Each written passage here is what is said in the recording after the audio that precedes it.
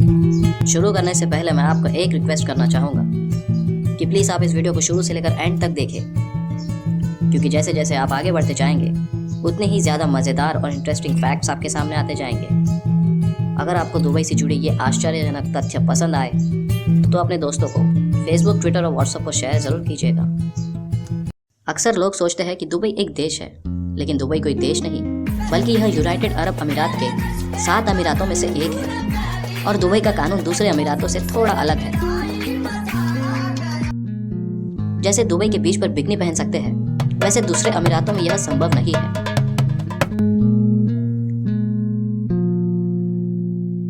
आपने बुर्ज खलीफा के बारे में तो जरूर सुना ही होगा। When I came the first time in Dubai 3 years ago and like saw the tower, I was like, wow, like this is the dream, you know, it's like it's the highest building in the world. लेकिन बुर्ज खलीफा अब पुरानी हो चुकी है, क्योंकि अब Dubai में बन रही है the tower of Greek harbour, जो कि बुर्ज खलीफा से भी ऊंची है। लगभग 1000 मीटर की ये बिल्डिंग जो 2020 में बनकर तैयार हो जाएगी और उस समय दुनिया की दूसरी सबसे ऊंची बिल्डिंग भी कहलाएगी। दुबई एक ऐसा शहर है जिसकी ग्रोथ दुनिया के किसी भी शहर से अधिक है। हालांकि यह एक अलग बात है कि 1960 से पहले दुबई कुछ नहीं था सिवाय एक मरुस्थल के। मगर 1960 में यहाँ तेल की खोज हुई और उसके बाद यह डेवलप होना शुरू हुआ।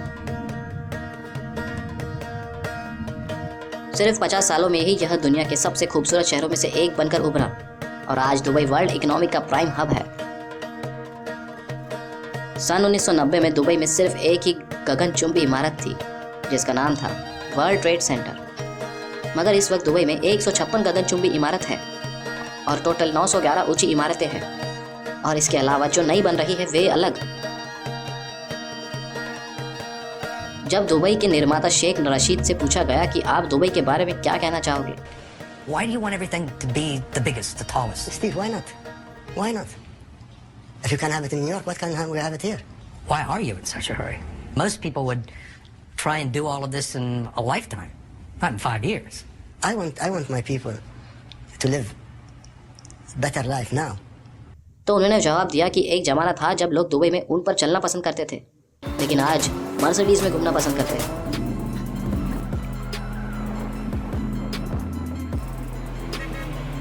लेकिन फिर से एक जमाना ऐसा आएगा जहां लोग फिर से ऊंट पर चलना पसंद करें।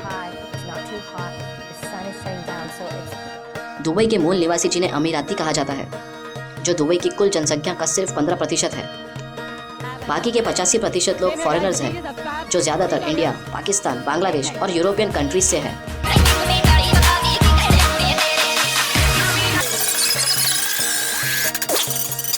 Vitali, what's the most amazing thing about this night today? Well, it's of course everything is amazing. The club is huge. We love the music and it's so exciting. What's up? How are you doing tonight? Good, fabulous, fantastic. All right, tell me, what's the best part about this club? The DJ. वैसे तो जानवरों को पालने का शौक हर किसी का होता है, लेकिन दुबई के लोगों का शौक इसमें हटके है। वे लोग कुत्ते और बिल्ली पालने से ज़्यादा शेर और चीतों को पालना पसंद करते हैं।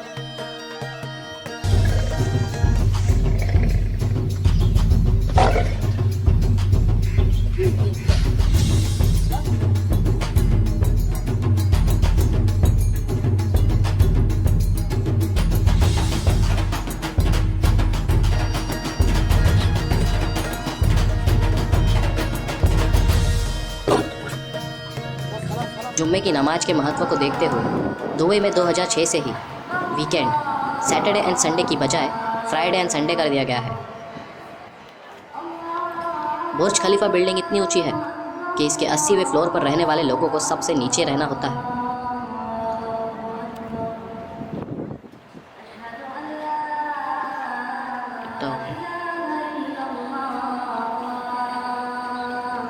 दुबई को सोने का शहर भी कहा जाता है। सोने का व्यापार यहाँ पर बहुत बड़े पैमाने पर होता है। दुबई में सोने की करीब 300 दुकानें हैं। इन दुकानों में हर वक्त लगभग 10 टन सोना मौजूद रहता है। 2013 में यहाँ सोने का इतना व्यापार हुआ था कि वह 396 हाथियों के वजन के बराबर था। How much? How many carats? No, weight. Weight 600. मतलब ऐसा necklace, oh my God, Dubai में।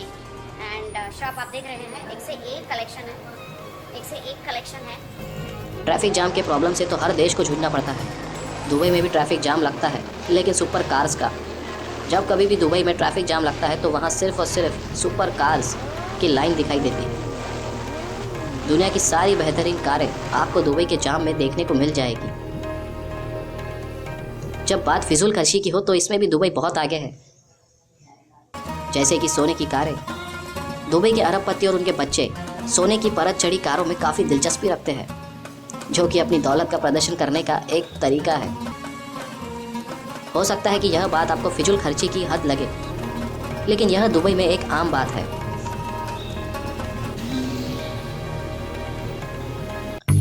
दुबई में ऐसे एटीएम भी मौजूद हैं जिनसे सोना निकलता है। एक जर्मन कंपनी ने दुनिया की मशीन बनाई जिसे गोल्ड एटीएम कहा जाता है। इसे सबसे पहले दुबई मॉल में लगाया गया। यह पहली ऐसी मशीन है जिसमें से 24 कैरेट सोने के बिस्कुट, सिक्के, ज्वेलरी जैसी 320 अलग अलग चीज़ें निकलती हैं। ग्राहक इसका प्रयोग कैश और क्रेडिट कार्ड से भी करते हैं और अपनी मनचाही चीज़ निकाल सकते हैं, जो एक काले पैकेट में निकलती है। आपने डिज्नीलैंड के बारे में तो सुना ही होगा।